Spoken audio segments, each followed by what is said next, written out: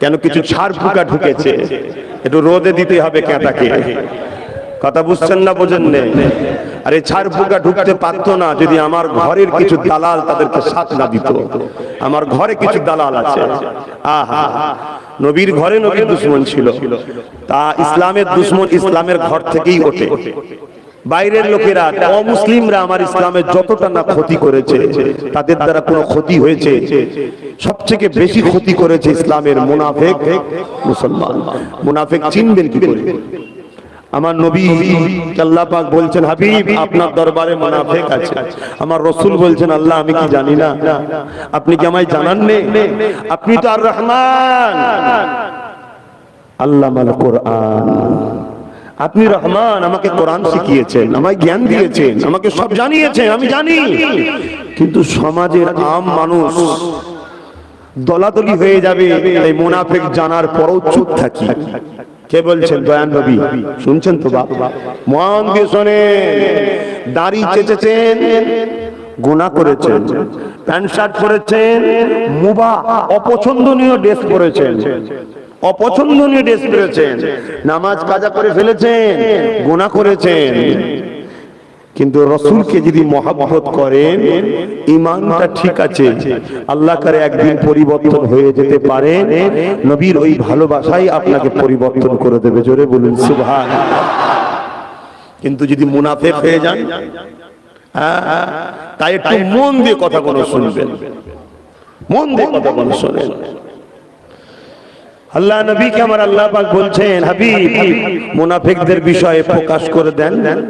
আল্লাহ ফিতনা হবে, ঝামেলা হবে, অশান্তি হবে, আমি সব জানি, তাও চুপ করে থাকি। আমার আল্লাহ বললেন, হাবিব সময় এসেছে মুনাফিকদের সম্বন্ধে এমন কিছু বাণী আমি শুনিয়ে দেবো, কিয়ামত পর্যন্ত ওটা থাকবে যে মুনাফিকরা এত খারাপ, সবথেকে নিকৃষ্ট জাহান্নামে যাবে মুনাফিক, সবথেকে কঠিন জাহান্নামে যাবে মুনাফিক। হাবিব সময় এসেছে, আপনি ডাক দিন সবাইকে। আল্লাহ নবী ডাক দিলেন, এসো এসো। সবাই জিজ্ঞেস করছে কোথায় যাব? আল্লাহ নবী বললেন, আল্লাহর দিকে এসো, কোরআনের দিকে এসো, নামাজের দিকে এসো, রোজার দিকে এসো, হজের দিকে এসো। সবাই এসেছে। আবু বকর সিদ্দিক এসেছে, আব্দুল্লাহ ইবনে উবাই, চেনেন? কে গো? চেনেন না? চেনেন? একটু বলবেন হ্যাঁ কি না চেনেন? আলেমরা জানে। রাইসুল মুনাফিক, এরকম দাড়ি, মাথায় টুপি, 5 ওয়াক্ত নামাজ পড়তো। সাহাবারা বলছে, আমরা কোনোদিন তাহাজ্জুদ কাজা করতে দেখিনি। কি নাম? আব্দুল্লাহ ইবনে উবাই। রাইসুল মুনাফিক যাকে বলা হয়, মুনাফিকদের সরদার। এবং নবী পাক সাল্লাল্লাহু আলাইহি ওয়াসাল্লামের পিছনে ইক্তেদা করে নামাজ পড়তেন। আবু বকর সিদ্দিককেও দাঁড়াতে দিতেন না, সরিয়ে দিতেন, উনি দাঁড়াতেন। আমি আমার কওমকে, আমার সাজাতিকে, আমার দাদা পীরের মুরিদকে আমি জিজ্ঞাসা করছি, একটু আওয়াজ দেবেন, নবীর পিছনে ইক্তেদা করে নববী শরীফে যদি মুনাফিক থাকতে পারে, এই বাংলায় মুনাফিক আজকের দিনে আছে না? তাহলে একটু সতর্ক আমার বাচ্চাদের ঘরে, আমার ভাইদের ঘরে, আমার বাপ মাদের ঘরে পীরের আওলাদ হিসেবে করা দরকার আছে না নাই? হ্যাঁ, আমি যদি বলি অমুক মুনাফিক, অমুক মুনাফিক, অমুক মুনাফিক, সে বলতে পারে যে আমি মুনাফিক। আপনি কি করে বলেন? আমার নাম বললেন কেন? কথা বুঝছেন না? বুঝলেন? আমি কারোর নাম বলছি? আমি মুনাফিকের যে সংজ্ঞাটা আমার রাসূল শিখিয়েছে, আমার আল্লাহ শিখিয়েছে, ওটা বলা দরকার আছে না নাই? এখন কেউ যদি বলেন, হুজুর ইশাওয়াত করছেন কেন, নামাজের কথা বলেন, আমি তো বলবো রাইসুল মুনাফিক আব্দুল্লাহ বিন উমাই তো নামাজ পড়েছিল, জুল খুয়াইসা তামিমি নামাজ পড়েছিল। কথা বুঝছেন না? বুঝেন না? কাতিলে উসমান নামাজ পড়েছিল, কাতিলে উমর নামাজ পড়েছিল, কাতিলে হুসাইন আল্লাহু আকবার বলেছিল। আমার কওম যদি মুনাফিক না চিনতে পারে, আমার কওম খুব শিগগিরই দুনিয়ায় তো বরবাদ, ধ্বংস হচ্ছে। আমার কওম বেঈমান হয়ে জাহান্নামে চলে যাবে। তাই কওমের ঈমান বাঁচাবার স্বার্থে আমার বলা দরকার আছে না নাই? তাতে যদি দুনিয়ায় সব একদিকে হয়ে যায়, তথাপি আব্বাস সিদ্দিকী যদি জলসা করে বলবে আর জলসা কোনদিন যদি ছেড়ে দিয়ে আলাদা কথা, যে আল্লাহ আমি বলবো না, আমি জলসায় যাব না। কেন? আমার নবী বলেছে আখিরি জামানায় এমন একটা সময় আসবে তোমরা বকরি নিয়ে জঙ্গলে চলে যাবে ঈমান যদি বাঁচাতে চাও। শুনছেন তো বাবা? এই ছেলেগুলো হালকা বয়সে প্যান্ট শার্ট পরে, হালকা বয়সে ভুল করে, হালকা বয়সে একটুখানি দুনিয়ার সমাজে যা চলছে কাজ কাম করতে গিয়ে প্যান্ট শার্ট পরে, কমসে কম মুনাফিক তো নয়।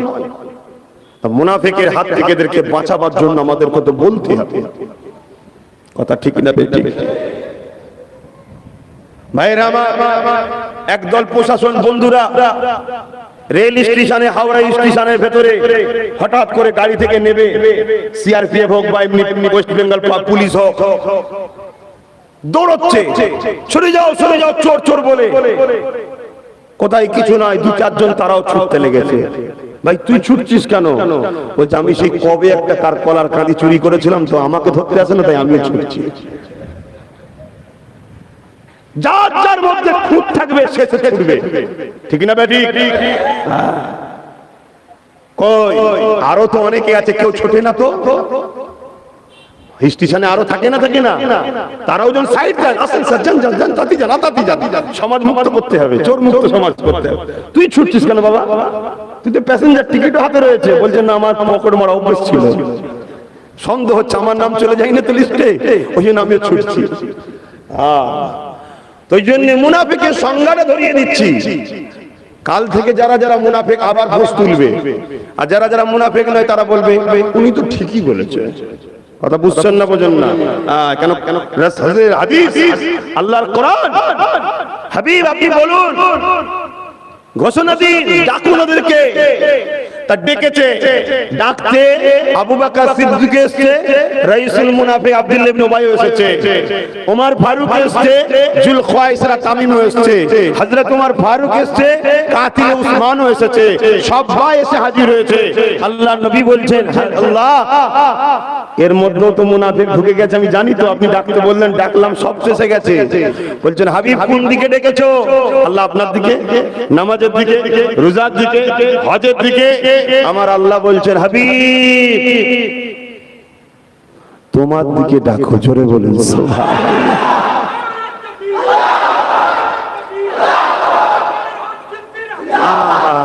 আমার রাসূলকে চেনো, কপাল ফেটে যাবে, কপাল ফেটে যাবে। কিছু লোক রাসূল পাক সাল্লাল্লাহু আলাইহি ওয়াসাল্লাম থেকে মুখ ঘুরাচ্ছে। এইবারে শোনো, রাসূল বললেন আসো, আবার সাহাবারা বললেন হুজুর কোন দিকে যাব? আল্লাহ নবী বললেন তোমাদের নবী মুহাম্মদ রাসূলের দিকে আসো। উম্মি জুলখায়সরা তামিম উঠে পড়েছে, উম্মি রাইসুল মুনাফিক আব্দুল্লাহ ইবনে উবাই উঠে পড়েছে।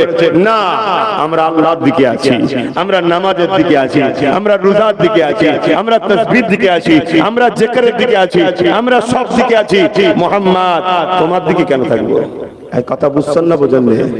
আল্লাহ পাক সঙ্গে সঙ্গে হুকুম করে দিলেন হাবিব ঘোষণা করে দাও, সবে কিয়ামত পর্যন্ত যারা আমার রাসূলের দিকে নয় তারা হলো মুনাফিক। আমার দিকে হাজারো থাকলেও মুনাফিক, নামাজের দিকে থাকলেও মুনাফিক, দাড়ি টুপি থাকলেও মুনাফিক, মুসলিম দাবি করলেও মুনাফিক, দাড়ি এত বড় থাকলেও মুনাফিক। শুনছেন না? শুনুন, রাসূলের দিকে থাকতে হবে। আজকে নবী নবী নবী নবী করি, অনেকে আবার বলে বেড়ায় শুধু নবী নবী করলে হবে। শুনেছেন না? এই মুনাফিক গুলোকে চিনুন। এতদিন মুনাফিক সম্বন্ধে জানার পরও চুপ থাকতে হয়েছে, কেন? অশান্তির ভয়ে। কিন্তু দেখছি আমার ঘরের ছেলে, আমার দাদা পীরের মুরিদের ছেলে, তারা আস্তে আস্তে বেঈমান হয়ে যাচ্ছে। কমসে কম ঈমান বাঁচাতে গিয়ে যদি অশান্তির লড়াইও হয়ে যায়, ঈমানটা আগে না অশান্তিটা আগে? ঈমান। তাই ঈমানের স্বার্থে বুঝাচ্ছি। কিন্তু বাপ আমি তো কারোর নাম ধরে বলি না, তাহলে গায়ে লাগছে কেন? আহা, ইতিহাসের পাতা খুলে দেখে এলাও, এই জমিনের উপর ইসলাম এত সহজে আসেনি গো। এ যুবকেরা, আজ মুসলমান দাবি করো, লম্বা লম্বা গলা করে নবীর উম্মত দাবি করো।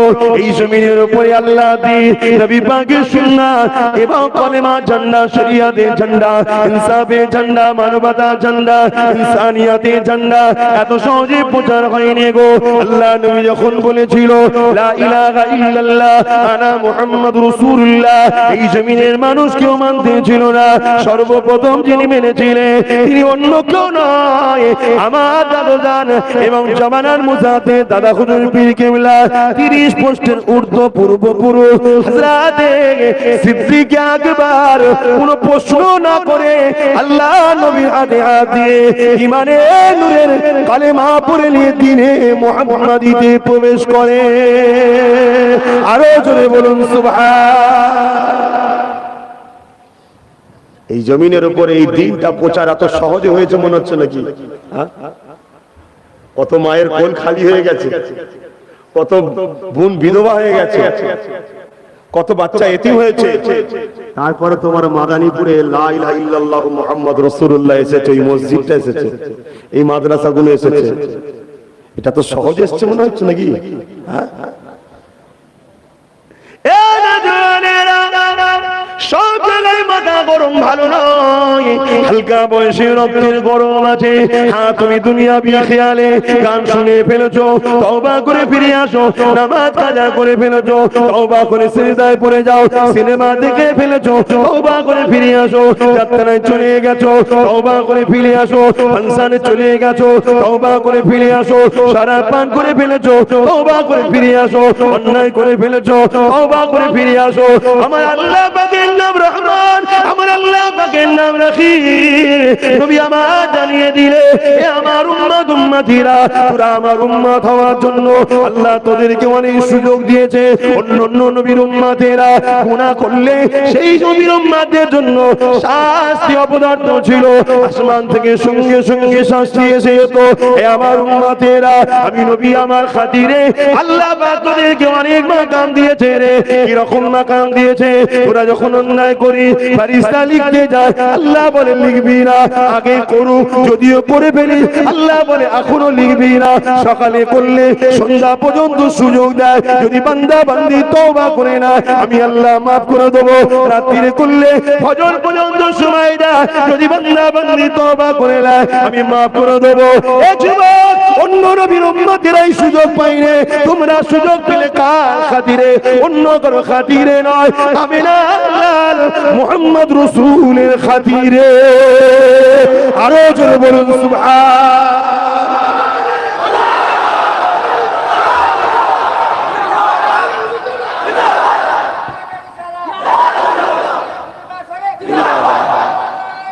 আল্লাহ। এখন জিজ্ঞাসা করছি, জ্ঞানী গুণী মানুষ, বুদ্ধিজীবী মানুষ, জেনারেল লাইনের মানুষ সাধারণ জ্ঞানে বলেন, 20 বছর 25 বছর ধরে যে বাপ তোমাকে খাইয়ে দাইয়ে পরিশ্রম করে বড় করলো, তোমার জন্য কত কষ্ট করলো, বিয়েটা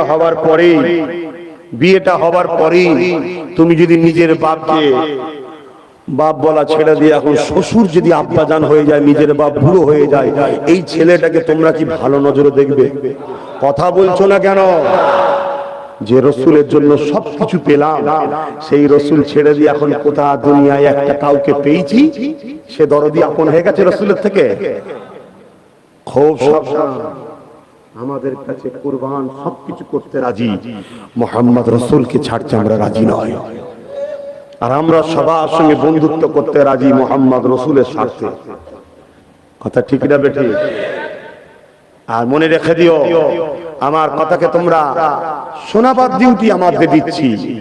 এবারে এই দিবা না নেবে না সব নিজ নিজ ব্যাপার, কিন্তু আল্লাহকে সাক্ষী রেখে বলছি, রুহে জমিনের উপরে, এই আসমানের নিচে জমিনের উপরে একটা উলামাকে বলতে বলুন রাসূলের জুতোর সঙ্গে বিয়াদবি করে সে জান্নাত যাবে।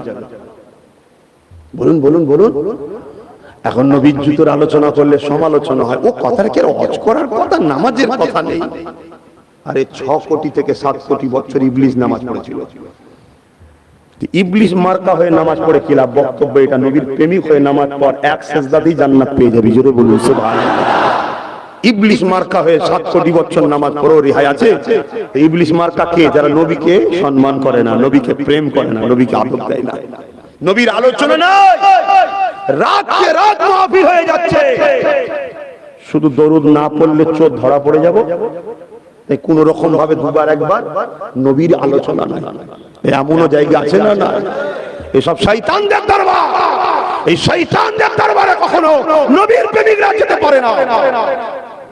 কথা মাথায় ঢুকান। মুস্তাফার জন্য জিন্দেগিটা আল্লাহ দিয়েছে। আমি গোলাম নবী। যদি নবীর প্রেম, নবীর যদি কথা না থাকে, সেখানে আমার কি দরকার আছে? তাই আমি আমার নবীর আশিকদের ঘরে সতর্ক করছি, সাবধান হয়ে যান। এখনো সময় আছে পরিবর্তন।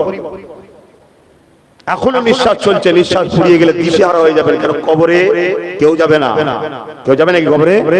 বুখারী মুসলিমের হাদিস, কবরে মুহাম্মদ রাসূল আসবে। জোরে বলুন সুবহানাল্লাহ।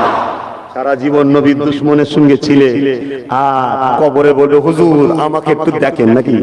হ্যাঁ, অসুবিধা হচ্ছে আপনাদের? নবীর কথা এবার আপনাদের অ্যালার্জি হচ্ছে না তো? অসুবিধা নেই, যেতে পারেন। আমি কাউকে ধরে আনিনি আর কাউকে ধরে বসাইনি।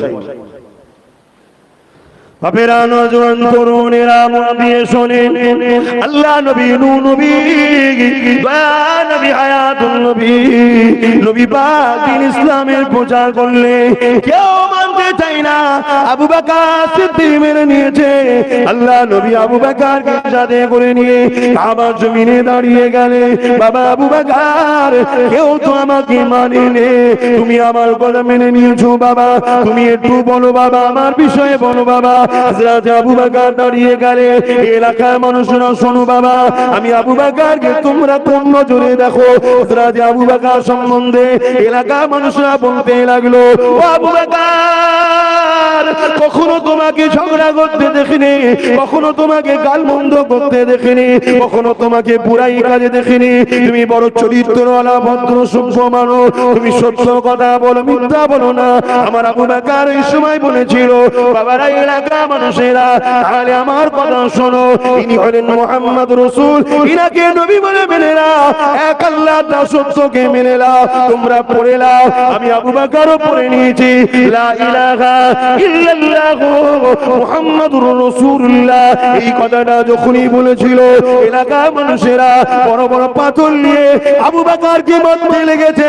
শোনো শোনো যুবক, এই জমিনে মাথায় টুপি এখন অনেক পাবে, দাড়ি এখন অনেক পাবে, জুব্বা এখন অনেক পাবে, মসজিদ অনেক পাবে, নামাজ এখন অনেক পাবে, পীর এখন অনেক পাবে, পীরজাদা অনেক পাবে, দরবার অনেক পাবে।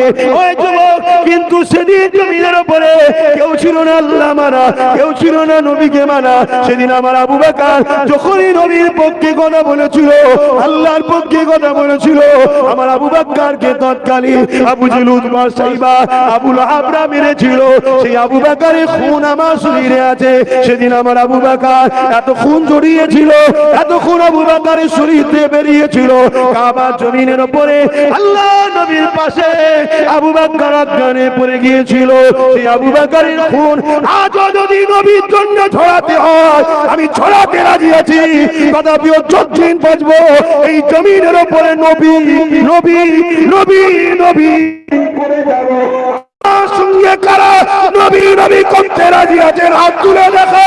নবী নবী নবী নবী নবী নবী, ইয়া রাসূলুল্লাহ, ইয়া রাসূলুল্লাহ, ইয়া রাসূলুল্লাহ, ইয়া রাসূলুল্লাহ, ইয়া রাসূলুল্লাহ, ইয়া রাসূলুল্লাহ, ইয়া রাসূলুল্লাহ, ইয়া রাসূলুল্লাহ, ইয়া রাসূলুল্লাহ, ইয়া রাসূলুল্লাহ, ইয়া রাসূলুল্লাহ, ইয়া রাসূলুল্লাহ, ইয়া রাসূলুল্লাহ, ইয়া রাসূলুল্লাহ, নারে তাকবীর।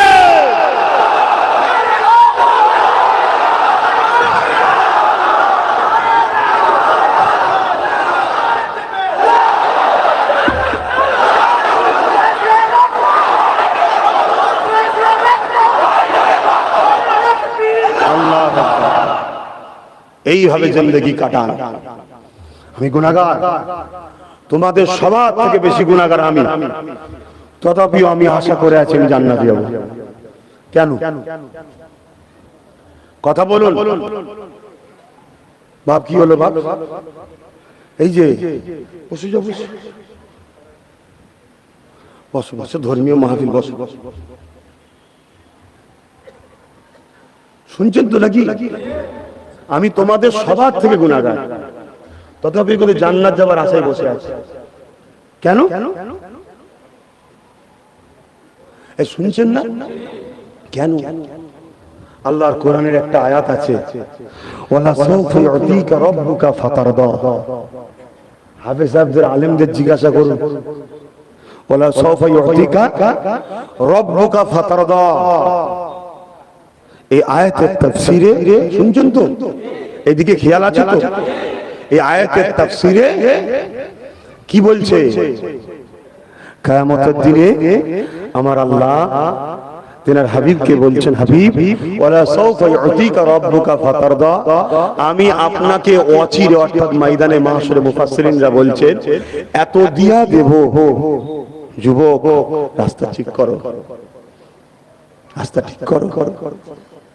হুজুরের মিষ্টি হাসিতে ভেসে যাও, বকা সাহেবের মিষ্টি কথাতে ভেসে যাওনি, 200, 500, 1000, 10,000 টাকাতে নিজের ঈমানকে বিক্রি করে দিওনি। বুঝার চেষ্টা করো।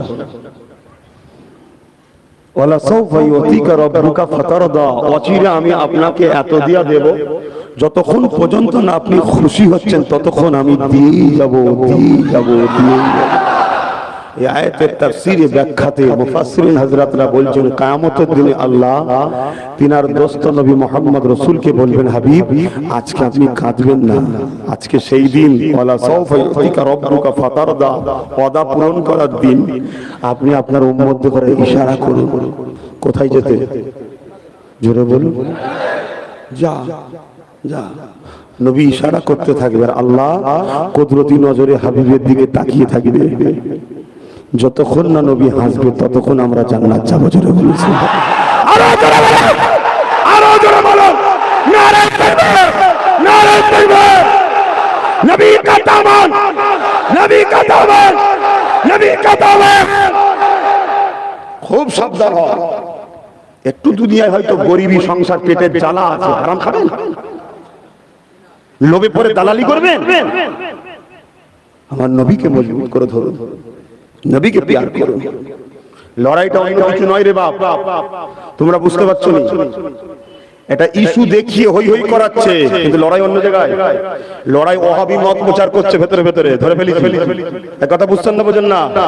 কল্লা মুটকাবো শুরু করেছি, আর মানুষজন বেশ হচ্ছে, দেখছি এক্ষুনি যদি না গোড়া সমেত তোলা যায় অসুবিধা আছে। আর আমাদের কিছু আছে, মাল পানি পেয়ে দিলে সব ভালো, সব ভালো। ভেড়া তোর তো মুরতে কোনোদিন হয়নি, এই সমাজটাকে লড়াই করে আগিয়ে নিয়ে যাবি। কথা বুঝে আসছে না? এমনও ভেড়া আছে মাধ্যমিক পর্যন্ত পাস করেনি, টাইটেলের সার্টিফিকেট তো দূরের কথা, মাধ্যমিক পাস সার্টিফিকেট দেখাতে পারবে না। এমনও ভেড়া আছে, মাল পানি পেয়ে গেলে সব ভালো। নবী বলেছে সব ভালো। নবী বলেছে 73টা হবে, একটা ভালো, 72টা জাহান্নামে। আপনি নবীর কথা নেবেন না? কিছু ভেড়া আছে, ওই ভেড়াগুলো যদি আজকে এই বক্তব্য যে শুনতে যায় ভালো না, ভেড়া দেখার আগামী দিন ছাড়বো না। অনেক হয়েছে, নবীর জন্য কাউকে ছাড় নেই। কথা বুঝছেন না, বোঝেন না? নবী পাক সাল্লাল্লাহু আলাইহি সাল্লাম, আমার নবী পাক সাল্লাল্লাহু আলাইহি ওয়াসাল্লামের পিছনে নামাজ পড়তো রাইসুল মুনাফিক আব্দুল্লাহ ইবনে উবাই, এবং সে এমনও করেছে আমার নবী যখন মদিনাতে ঢুকতো সাহাবাদেরকে লক্ষ্য করে বলতো, এ সাহাবারা চুপ করো, মুহাম্মদ রাসূল আসতে লেগেছে। কিন্তু আব্দুল্লাহ ইবনে উবাই সুযোগ খুঁজতে লেগেছে কখন মুহাম্মদকে জড়ানো যাবে। হঠাৎ করে একদিন দেখা যায় আমার নবী পাক সাল্লাল্লাহু আলাইহি ওয়াসাল্লাম আহলিয়া, আমাদের সকলে আম্মা জান হযরত আয়েশা সিদ্দিকা সফর থেকে আসার সময় অনেক বড় কথা আপনারা নিশ্চয়ই জানেন, একটা ঘোড়ার পিঠেতে, উটের পিঠেতে যে কাজা করা থাকে তার মধ্যে ছিল, উনি বড় হালকা ছিলেন, তাই ওই সাফওয়ান নামক একজন সাহাবী সেটাকে তুলে নিয়ে ঘোড়ার পিঠে দিয়ে, উটের পিঠে দিয়ে টানতে নিয়ে চলে এসেছে। মনে করেছে আম্মা জান হয়তো এর ভেতরে আছে, কিন্তু আম্মা জান প্রয়োজনে ফাঁকে গিয়েছিল, এসে দেখছে এইদিকে আমার নবী পাকের সেই কাফেলা চলে গেছে। এই হালকা বয়স ছিল, কি করবে, ওখানে ঘুমিয়ে পড়েছিলেন। এমন সময় ওই সাফওয়ান নামের সাহাবী তিনি লাস্টে আসতেন, খুঁজতে খুঁজতে আসতে লেগেছে, দেখছে কেউ কোথায় রয়ে গেছে নাকি।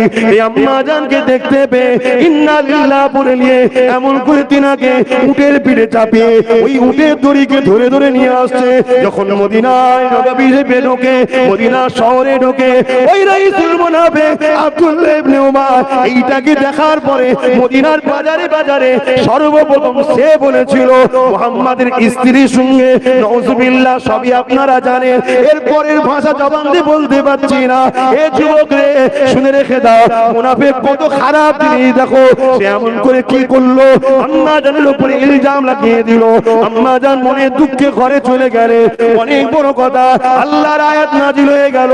আমার আল্লাহকে জানিয়ে দিল, হাবিব আয়েশার সঙ্গে বিয়েটা আমি আল্লাহ দিয়েছি, অন্য কেউ নয়। আমি আগের খবর জানি, পরের খবর জানি, সব খবর জানি।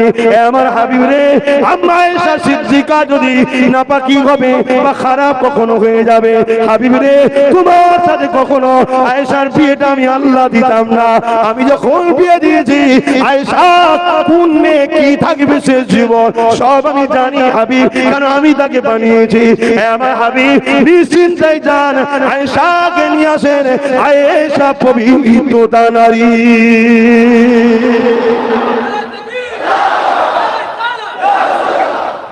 বুঝতে পারছেন মুনাফিক কি জিনিস? এই দাঁড়ি নামাজ, কি দরদ।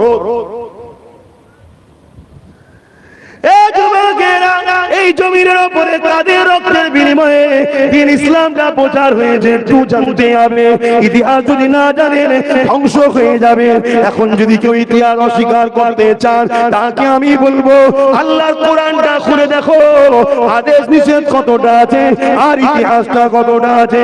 কোরআনকে যদি 3 ভাগে ভাগ করা হয়, বুঝাবার জন্য বলছি, 2 ভাগের বেশি ইতিহাস রয়েছে। সে আপনি ইউসুফ নবীর জীবনী পড়বেন, মুসা নবীর জীবনী পড়বেন, নূহ নবীর জীবনী পড়বেন, ইসমাইল নবীর জীবনী পড়বেন। পুরো ইতিহাস ভরা ভরা রয়েছে। কেন আমার আল্লাহ ইতিহাস আমার নবীকে শুনিয়েছে, কারণ ইতিহাসে অনেক কিছু জ্ঞান পাওয়া যায়। ইতিহাস মানুষকে সচেতন করে দেয়। আজ আপনাদেরকে সচেতন করে দিচ্ছি। হযরত ওসমান গনিকে শহীদ করেছিল কারা? হ্যান্ডশার্ট পরা দাড়ি চাচাগুলো হিন্দুরা করেছিল, খ্রিস্টানরা করেছিল, নাসারারা করেছিল না বন্ধু, তারা করেনি। কারা করেছিল? পাগড়ি পরেছিল, মাথায় টুপি দিয়েছিল, মুখে দাড়ি দিয়েছিল। 40 দিন ধরে উসমান গনির পিছনে নামাজ পর্যন্ত পড়েছিল। সুযোগ খুঁজেছিল, কখন উসমানকে সুযোগ পাবো, কখন কতল করে দেবো। এই দাড়ি দেখলে, টুপি দেখলে যেমন মানতে হবে ঠিকই, কিন্তু দাড়ি টুপির মধ্যে, জুব্বার মধ্যে মুনাফিক থাকাটাও সম্ভব। একটু ভেবে ভেবে ধরতে হবে। এই জন্য দাদা পীরের মুরিদদেরকে বলে যায়, আমার আবু বকর জীবনের শেষ সময় ঘরের মধ্যে শুয়ে আছে, বিমারের মধ্যে রয়েছে।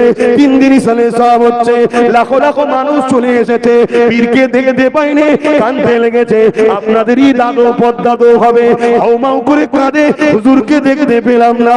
এই সময় 5 হুজুরকে মেলা ঘরের মধ্যে গিয়ে বলতে লেগেছে, আব্বা জান লাখো মুরিদ আপনার জন্য কাঁদে, আপনি যদি বলেন একটু বাইরে যেতে হবে। দাদা হুজুর বলেছিলেন, বাবারা আমি আবু বকর উঠতে পারছি না বাবা, বিমার অসুস্থর জন্য বাবা, কি করে আমি যাব বাবা? মুরিদরা বলে, ওই সময় ছেলেরা বলেছিলেন, হুজুর দরজাটাকে কেটে আপনি শুয়ে থাকবেন তক্তপোষের উপরে, ওই তক্তপোষটাই চাগিয়ে বাইরে বার করব। দাদা হুজুর বললেন, ঠিক বলেছো বাবা। ওই অবস্থায় বার করা হলো। দরবারে যখন বার করে, বিশাল চিৎকার দিয়ে লাখো মানুষের চোখের পানি। দাদা হুজুর কি বলেছিলেন? বাবারা কুল্লু নাফসিন যায়িকাতুল মউত, কেঁদো না বাবা, কেঁদো না বাবা, সবাইকে একদিন মৃত্যু স্বাদ চাখতে হবে বাবা। আমি আবু বকর তোমাদের জন্য বাবা অনেক কিছু করে রেখে গেলাম। এই বাংলা শিরক ভরা ছিল, তাকে আমি মুক্ত আল্লাহ করিয়েছে আমার দ্বারা। পীরের নামে জবাই করা হতো, আমি বন্ধ করেছি। মিথ্যা আস্তানাতে উঁচু করে গম্বুজ তৈরি করে সেখানে চাদর ছড়িয়ে দিয়ে নানা রকম বেশরিয়াতি কাজ হতো, নাচ গান হতো, হিজড়ে নাচ হতো, চেনা ব্যভিচারী হতো। আমি আবু বকরের দ্বারা আল্লাহ বন্ধ করিয়েছে বাবা। অনেক বেশরিয়াতি শিরকি কাজ ছিল, আমি আবু বকরের দ্বারা আল্লাহ সংস্কার করিয়েছে বাবা। আমি আবু বকর চলে যাব। আমি তোমাদের কাছে তিনটে জিনিস রেখে যাচ্ছি বাবা। প্রথম নম্বর হলো আহলে সুন্নাত ওয়াল জামাত, যে সিলসিলার আমি ইমাম হয়ে এসেছিলাম। দ্বিতীয় নম্বর হলো আমার ওসিয়তনামা, এটাকে তোমরা ধরে রাখবে। তিন নম্বর হলো বাবা আমার আওলাদ, এদেরকে প্যার করবে, ভালোবাসবে, মহব্বত করবে। যদি আমার আওলাদের মধ্যে বাবা কাউকে দেখো শরিয়ত বিরোধী হয়ে গেছে, তার সমালোচনা করবে না, তার থেকে মুখটা ঘুরিয়ে নেবে, তার কাছে যাবে না, তাকে মানবে না।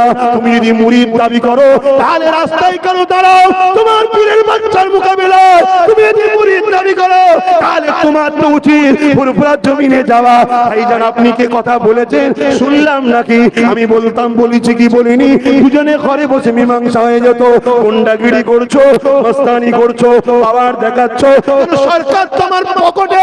আরে সরকার কেন, তোমার পৃথিবীর যার হাতে পাওয়ার ছিল ওই বুশকে আল্লাহ পাক নেস্তেনাবুদ করে দিয়েছে।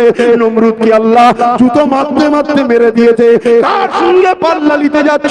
সময় থাকতে থাকতে পরিবর্তন হয়ে যাও, বলে রেখে দাও। যদি এর পরও কারো জানতে ইচ্ছা যায় তুমি যদি মুরিদ হও, তোমার তো উচিত লিখিত দিবা। হুজুর আপনি কথা বলেছেন কি, মৌলানা আপনি বলেছেন, আব্বাস তুমি বলেছো, কিরকম খুশি লিখিত দেওয়া দরকার। রাস্তায় দাঁড়িয়ে তুমি যদি ঝগড়া লাগাও সমাজে মেসেজ যাবে মোল্লাদের রান খাওয়ালিয়ে ঝগড়া হচ্ছে। বদলামটা আমারও নয়, তোরও নয়, বদলামটা আমার ধর্মের হবে, ঠিক না বেটি? তুমি যদি মুরিদ হও দাদা হুজুরের কথা মানবে না, ভণ্ডামি সব বেরোবে। দাঁড়াও, এখনো সময় আছে। আমরা বৃহৎ স্বার্থ চাই। মুসলিমদের বর্তমান পরিস্থিতি খুবই খারাপ। এনআরসি অলরেডি চালু হয়ে গেছে। ধর্মসভায় বলা উচিত নয়, বলছি না, তথাপিও সজাগ করছি। কাল এই যে সব বাড়িগুলো সব পড়ে আছে, এরকম লাখো লাখো কোটি কোটি গরিব বেকার হয়ে যাবে। কথা বুঝছেন না, বুঝেন না? এই জায়গায় আমাদের একতা হয় দরকার, আমি জানি। কিন্তু বাপ, আমি তোমাকে একটা কথা জিজ্ঞেস করব। 150 বছর আগে মুসলমানদের এই অবনতি ছিল না, 150 বছর থেকে অবনতি শুরু হয়েছে। কেন? 150 বছরের আগে পৃথিবীতে সবাই ঈমান ও প্রেম ও আদবের দিকে রাসূলের উপরে বড় মজবুত ছিল। রিসেন্ট অনেক দল মত ফিরকা বেরিয়ে গিয়ে রাসূলের আদব ও প্রেমটা আমাদের দিল থেকে সরাচ্ছে। আমরা যখনই জিতেছি, কামিয়াবি হয়েছি, একটা পাওয়ার, এই পাওয়ারটার নাম হলো ঈমান। জোরে বলুন সুবহানাল্লাহ। ওই ঈমান আজকে সরানো হচ্ছে। তাই আমাদের উচিত কি নয় কওমকে ঈমানের পাওয়ারটা বাড়ানো? একটু হ্যাঁ কি না বলো, হ্যাঁ কি না বলো। যদি না হয় সেটা সহজ করে বলো, আমি মস্তান নয়, আমি মুজাদ্দেদ জামানের খুন। যদি আমাদের এই অভ্যাস থাকতো যে কাউকে উঠতে দেবো না, তাহলে বাংলা তো দাদা হুজুরের ছিল, কেউ একটা গজাতে পারতো। অভ্যাস আমাদের নেই। আমরা কিতাবের লড়াই করি। জানার দরকার হলে জিজ্ঞেস করা হয়। কথা বুঝে আসছে না? আজ যদি আব্বাস সিদ্দিকী সম্বন্ধে কারো ভুল ধারণা থাকে, বা তোমার ব্রেনে ঠিকই গেছে, ধরো মনে হচ্ছে তোমার হ্যাঁ ওটা বলেইছে, তোমার যদি সন্দেহ হয়, তুমি যদি ফুরফুরার হও, তাহলে তোমার তো পীরের বাচ্চা, পীরের লাঠিকে পীর বলে মানতে যায় না, ঠিক না বেটিকো? তোমার বাপের আমি মুরিদ না, তোমরা আমার বাপের মুরিদ। কথা বলছেন না? বলেন না। তোমার তো যাওয়া উচিত। না আমি যাবো না, আমি একটু ভিআইপি হয়ে গেছি, যেতে হবে না। তুমি যে চালাদের ঘরে রাস্তায় দাঁড় করা, তুই চালাদের রাস্তায় না দাঁড় করিয়ে ওই চালাদের হাতে চিঠি দাও না, যে এটা যখন হজ করতে আসবে দিবি, সত্য মিথ্যাটা জিজ্ঞেস করবি। এ কথা ঠিক না বেটি? তুমি আমার কওমকে বেইজ্জতি করতে চাইছো না, রাস্তায় তুমি রুকবে, এটা সোশ্যাল মিডিয়া হবে না? হবে না? হ্যাঁ, ফটো উঠবে না? উঠবে না? কি উঠবে? অমুক সাহেব আব্বাস সিদ্দিকী সাহেবকে ধরেছে, চারিদিকে হু করে ছুটবে খবরটা, ঠিক না বেটি? যে কাজ করতে চাইছে তার লাভ না লস? দুটো লাভ আছে, তোমরা জানো না কি লাভ? টোটাল বাংলায় একদল লোকের সঙ্গে আমার বিরোধী আছে না নাই? সে রাজনীতির সূত্রে হোক, পীর মুরিদিতে হোক, বিরোধী আছে না নাই? তারা বলবে একদিন পর একটা মেডিসিন পেয়েছে বেটাকে জব্দ করার, অনেক চেষ্টা করেছি, পারিনি। পুরো দক্ষিণ 24 পরগনা পুলিশ রাস্তায় নেবিয়ে দিও, একে রুখতে পারিনি। এই কথা বুঝছো না, বোঝেন না? একদিন পরে মেডিসিন পেয়েছিল, ওই ওষুধটা দরকার, ঘরে বসে আছে, চোখের দিকে একটু ছুটবে, এবারে লাভ না লস? সে তাৎপর্য করছে রে বাবা, তুমি দেখছো অন্য জিনিস, ইসলামের লস, তুমি ইসলামকে ভালোবাসো তাই, সে তো ভালোবাসে না। লাভ না লস, এক নম্বর। দ্বিতীয় নম্বর, তার লাভ কি আছে? হ্যাঁ, কথা বুঝতে পারছেন না? এক তো প্রচার প্রসার হবে, আরেক জায়গা থেকে মাল পানিও আসবে। কথা বুঝছেন না, বোঝেন না? তাহলে দুটো লাভ। কথা বুঝে আসছে? কেন? মুর্শিদাবাদ, মালদা, দিনাজপুর, কুচবিহার, জলপাইগুড়ি, শিলিগুড়ি, সব জায়গাতে আলহামদুলিল্লাহ আমার দাদা হুজুরের ভক্ত মুরিদ আছেন না? সব জায়গাতে আব্বাস সিদ্দিকী যায় হচ্ছে, আলহামদুলিল্লাহ। একটা লোক দেখেছিলেন, সে কার মাথায় আন্ডা ছুঁড়ে মেরেছিল, সে কোথায়, ব্রিটেনের না আমেরিকায়, আমরা চিনে গেছি তাকে, খেয়াল পড়ছে না? সোশ্যাল মিডিয়ায় দেখেন। এটা একটা জিনিস, কিন্তু আমার ইসলামের কতটা ক্ষতি হবে জানেন? লোক ভাববে মুসলমানরা দেখ কি করছে রাস্তাতে। এবার আরেকটা কথা শুনুন, এবার কিছু আমারও ভালোবাসার লোক আছে না? এই ভালোবাসার লোক দুই ধরনের হয়। একটা আনাড়ি হয়, একদল ভালোবাসার লোক কি হয়? আনাড়ি হয়, কিচ্ছু বোঝে না, আনাড়ি। আরে ওকে হাজার বুঝাচ্ছে, সংশোধনটা করতে নেই রে, শরীয়ত বিরোধী, ভালোবাসা করছে, শরীয়ত বিরোধী রে, করিস নি। এরকম আনাড়ি আছে না? নাই। দেখা যাবে কিছুদিন পরে আবার আমার কিছু ভালোবাসার লোক অন্য কোন জায়গায় আবার কাউকে ধরে ফেলেছে। কথা বুঝছেন না? ধরে আবার ছোট বড় কাজ। তাহলে আমি না বলার পরও হয়ে যাচ্ছে। কথা বুঝে আসছে না? এগুলো তো খারাপ জিনিস। তবে আজকে সত্যি আমাকে যদি ভালোবাসো, আজকে আমার দুটো কথা মানতে হবে, শুনবে? যেটা তোমাদের ভালোর জন্য বলবো, তোমাদের ভালোর জন্য। নাম্বার 1, কে কে শুনতে রাজি? তো হাত তুলে দেখো, মানবে তো? আলহামদুলিল্লাহ। নাম্বার 1, বাংলা পড়তে পারো না? পারো না? কে কে বাংলা পড়তে পারো? হাত তুলে দেখো। মাশাআল্লাহ, আলহামদুলিল্লাহ, সবাই পারো। যদি এর পরেও না পড়তে পারো, তোমার পরিবার, স্ত্রী বা তোমার আম্মা বা তোমাদের বোন, আলহামদুলিল্লাহ, মেয়েরা আজকাল মুসলমানদের ছেলেদের থেকে বেশি শিক্ষিত হচ্ছে, কারণ ছেলেরা গরিবী বলে খাটছে, মেয়েদের বোনদের পড়াচ্ছে। এই বাংলার ইতিহাস পড়ো। এই বাংলা দেশের যেমন ইতিহাস পড়বে, এই বাংলা বা পূর্ব ভারতে ইসলাম এলো কিভাবে, এই ইতিহাসটা একটু পড়ো। রাজি আছো? রাজি আছো? হ্যাঁ কি না বলো? কারা পড়তে রাজি আছো? হাত তুলে দেখাও। আলহামদুলিল্লাহ, আলহামদুলিল্লাহ, আপনাবান। এই ইতিহাসটা পড়ো। পড়লে কি হবে? তোমাদের ঘরে কেউ যদি ঝোড়া চাপা দিয়ে রাখার চেষ্টা করে, ঝোড়া খুলে পালাবে, হকের দিকে তোমরা চলে যাবে। আমার কথা শুনতে হবে না, তোমরা নিজেরা পড়ো। আমি ভুল বলছি কি সেটাও জানা দরকার আছে না? নাই। তোমাদের ক্ষতি করলাম আমি? এই ক্ষতি করলাম? যদি আব্বাস সিদ্দিকী ভুলে থাকতো তাহলে ইতিহাস দেখাতো না, কারণ ইতিহাস সত্য সর্বসময় তুলে ধরে, ঠিক না? ঠিক। ইতিহাস পড়ো, পড়ে যদি মনে হয় আব্বাস ভুল, বাদ দাও আব্বাসকে, যে ঠিক তার সাথে থাকো, আর কোনো অসুবিধা নাই। এক নম্বর। দ্বিতীয় নম্বর কথা হচ্ছে, আমাকে যদি সত্যি ভালোবাসেন, কারো প্রতিবাদ যদি করেন, ওই সম্বন্ধে জ্ঞান থাকলে করবেন, কিন্তু ওটাও করবেন গঠনমূলক ভাবে, গালিগালাজ দিয়ে নয়, মা বাপ তুলে নয়, আর হাতা গুটিয়ে নয়। প্রতিবাদের নিয়ম আছে। যদি মনে হয় যে লড়াইয়ের প্রয়োজন আছে, সেই লড়াইয়ের জন্য প্রশাসন বন্ধুরা আছে, তাদেরকে জানান। তারা যদি আপনাদের গুরুত্ব না দেয়, যদি দেখেন আপনার জান চলে যাওয়ার সম্ভাবনা আছে, জান বাঁচাবার জন্য আপনি লড়াই করতে পারেন, দেশ আপনাকে অধিকার দিয়েছে। কথা বুঝে আসছে? কিন্তু কাউকে গালি দিয়ে, ছোট বড় কথা বলে এইভাবে কিন্তু প্রতিবাদ করবেন না। এটা কেন করতে মানা করলাম? অভদ্র অবশ্যই, কিন্তু তার থেকেও বড় বিষয় হচ্ছে, নবী বলছে যারা গালিগালাজ করে তারা হলো মুনাফিক। শুনছেন না? শুনেন। তাই নোংরা ভাষা ব্যবহার করবেন না, ভদ্র ভাষায় কথা বলবেন। কিছু যদি লিখতে হয় ভদ্র ভাষায় লিখুন। আল্লাহ আমাদের সকলকে সৎ বুঝার তৌফিক দেন। বলুন আল্লাহুম্মা আমিন। একবার দরুদ শরীফ, আল্লাহুম্মা সাল্লি আলা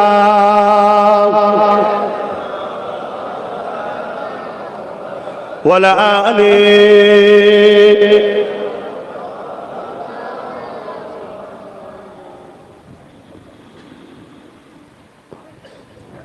तमाम हाल दिलों का हुजूर जानते हैं, तमाम हाल दिलों ভাই একটু জিজ্ঞেস করছি, হুজুর গায়েব জানে না জানে? একটু আওয়াজ দেবেন। কিন্তু গায়েবের মালিক কে? জানা আর মালিক হওয়া এক না আলাদা। একটা জানানো হয় আর একটা খোদ নিজে মালিক। তো হুজুর গায়েব জানে, জোরে বলুন সুবহানাল্লাহ। এখন কেউ যদি বলে হুজুর গায়েব জানে না, সে কি আমার নবীর পক্ষে? তার সঙ্গে আমাদের সঙ্গে সম্পর্ক থাকতে পারে? সে যদি বিয়ের দাওয়াত দেয় খেতে যাবেন? সে যদি জলসা দেয় শুনতে যাবেন? নীতি ঠিক করো, বারবার বলছি, ঈমান বাঁচা, ঈমান বাঁচা। तमाम दिलों का हुजूर जानते हैं, हर एक गुलाम का चेहरा हुजूर जानते हैं। প্রত্যেকটা গোলামের চেহারা হুজুর জানেন না জানেন না? এই আমাদের নবী কি মরে গেছে না মদিনা শরীফে আজও আমাদের জন্য কাঁদছে? কোনটা মানেন আপনারা? বলুন বলুন বলুন। আজও শরীরে হায়াতুন নবী কাঁদছে। তাহলে আম মানুষের সঙ্গে নবীর ডিফারেন্স আছে না? এজন্যই তো তিনি ইন্তেকালের পরে আজও তিনার রূহ মুবারক, জিসম মুবারক আল্লাহ ফিরিয়ে দিয়েছেন। তিনি আজও হায়াতুন নবী, জোরে বলুন সুবহানাল্লাহ। বুখারীর হাদিস, আল্লাহ নবী যখন মিরাজে যাচ্ছিলেন, আল্লাহ নবী যখন মিরাজে যাচ্ছিলেন, আল্লাহ নবী দেখেছেন হযরতে মুসা আলাইহিস সালাম তিনি তিনার কবর মুবারকে দাঁড়িয়ে নামাজ পড়ছেন, জোরে বলুন সুবহানাল্লাহ। আচ্ছা, নবী মুহাম্মদ রাসূল আমাদের নবী, মুসা নবীর নবী নয়? একটু জোরে বলবেন না? ভয় লাগছে? আমার নবী হলেন মুসা নবীরও নবী, জোরে বলুন সুবহানাল্লাহ। নারে তাকবীর! আহা, সেই নবী পাক তিনি কবর মুবারকে মরে গেছেন। এই আকীদা যদি কারো থাকে আর তাদের সঙ্গে গোপন সূত্রে অর্থ নিয়েছে, বাংলায় যদি এই আকীদা কেউ ছড়াতে চায়, তাদের সঙ্গে আব্বাস সিদ্দিকীর লড়াইটা হওয়া স্বাভাবিক। কি হবে না? হবে না? তোমরা আম মানুষ বুঝতে পারছো না, তোমাদেরকে দেখানো হচ্ছে অন্য জিনিস। আব্বাস সিদ্দিকী অমুক দলের বিরুদ্ধে, এটা দেখানো হচ্ছে। কথা বুঝে আসছে না? না, রাজনীতি রাজনীতির জায়গায়, ধর্ম ধর্মের জায়গায়। তারা যদি রাজনীতির নেতা হয়ে মন্দির মসজিদ যেতে পারে, তার ধর্ম পালন করতে পারে, আমি আমার ধর্ম পালন করতে পারবো না? তাদের বেলায় সব জায়েজ আর আমার বেলায় সব হারাম। এটা হচ্ছে ধর্মীয় মাহফিল, এখানে কোনো রাজনীতির কথা হচ্ছে নাকি? তাহলে সমস্যা কোথায়? হ্যাঁ, যদি জানতাম রাজনীতির কোনো মিটিং এ আসছি তোমরা প্রতিরোধ করছো, রাজনীতির লড়াই হতে পারে, তারপরেও ওটা অন্যায়, গণতন্ত্রের বিরুদ্ধে, তারপরেও নাই, আলাদা পার্ট ছিল। কিন্তু ধর্মের উপরে আঘাত, ধর্মীয় মাহফিলের উপরে আঘাত, এটা কি আপনারা ভালো নজরে নিচ্ছেন? এটা খুব খারাপ জিনিস। আজ তাম বিশ্ব জুড়ে উলামা হযরতদের উপরে জুলুম হচ্ছে না? হয়নি? ওটা আমার বাংলাতেও শুরু হয়েছে। এটা খারাপ না? তাই এখনো সময় আছে ধর্মের ব্যাপারে একে অপরের মধ্যে বিভাজন না করে চুপ থাকা ভালো। তোমার যাকে ভালো লেগেছে, যে হুজুরকে ভালো লেগেছে থাকো না, আমার যাকে ভালো লাগে আমি তাকে থাকবো, এই তো নাকি?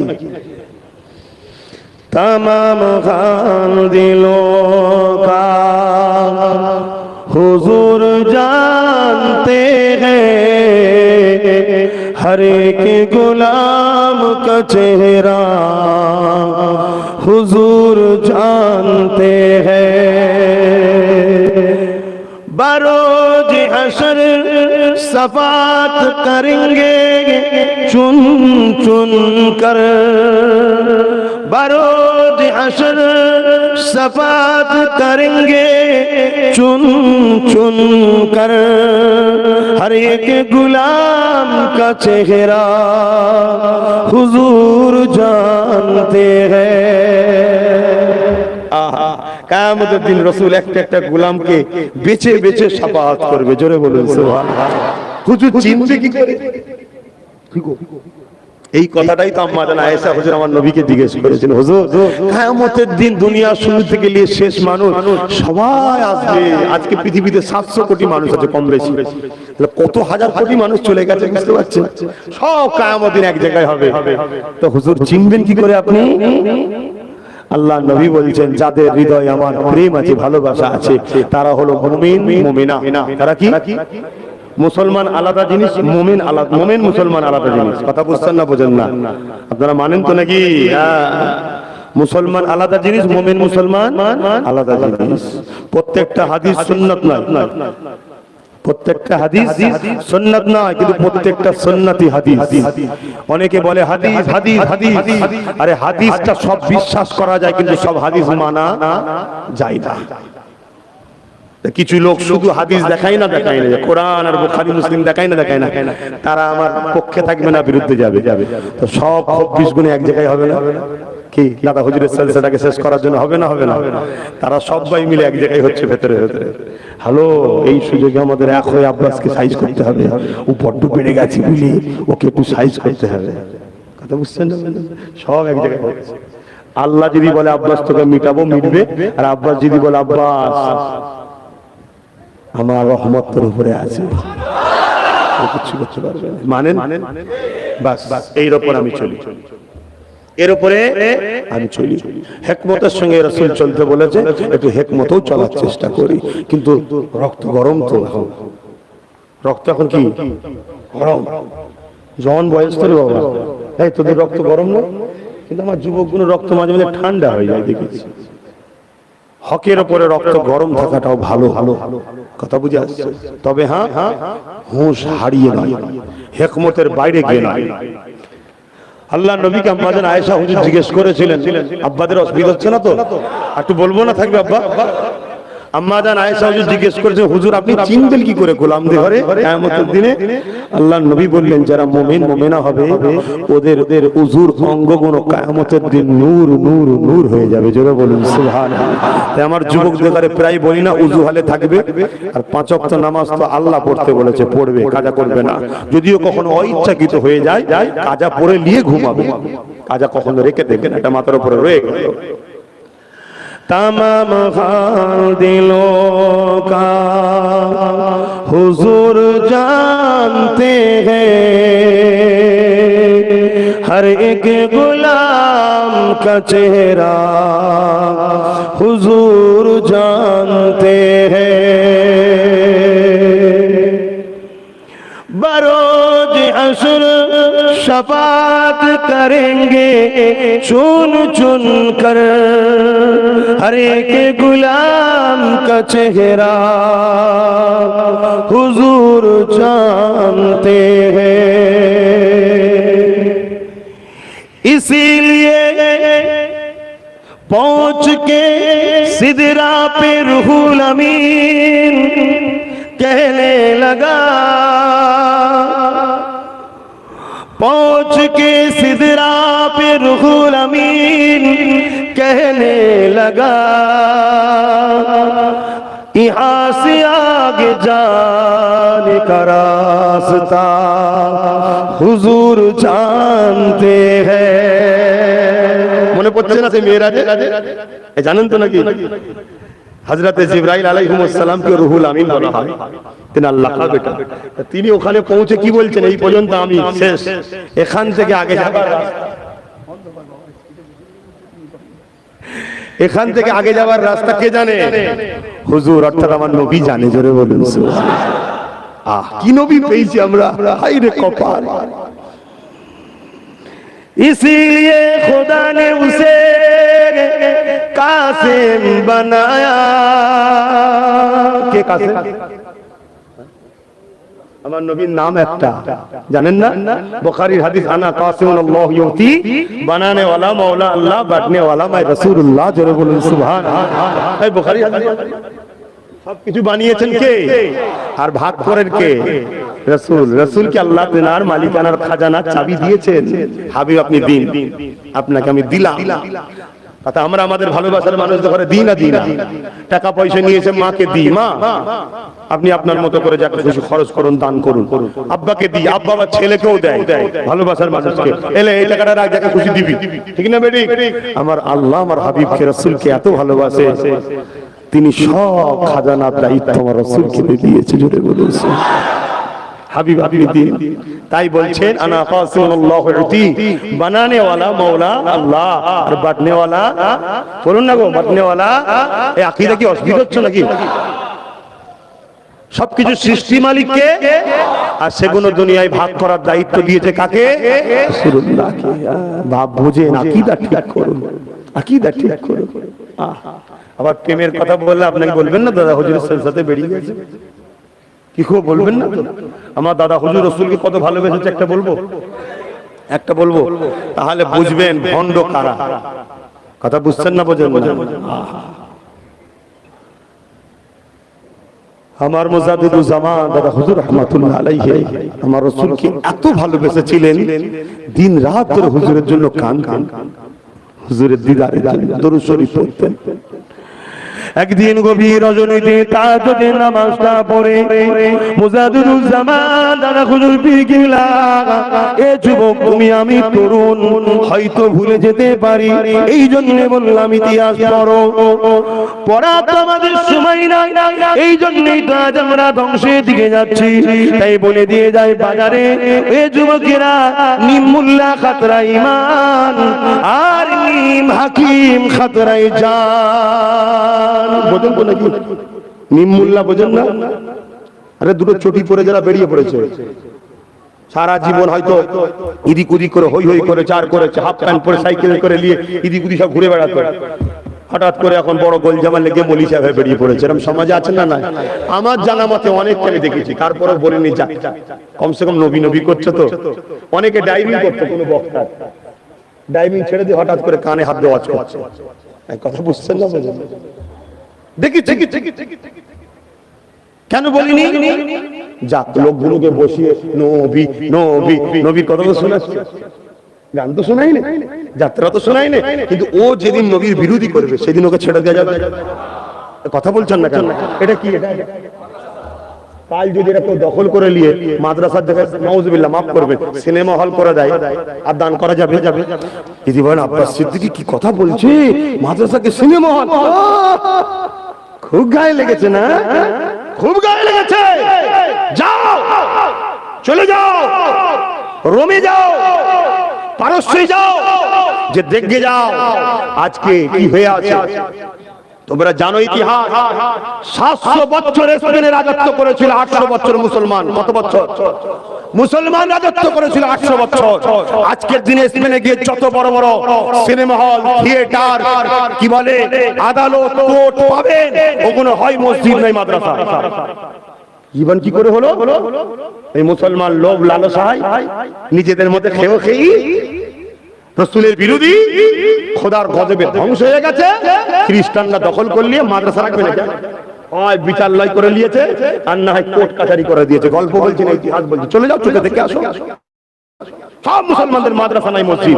তাহলে কালকে যেদিকে আমার দেশ গড়াচ্ছে, লক্ষণ ভালো না খারাপ?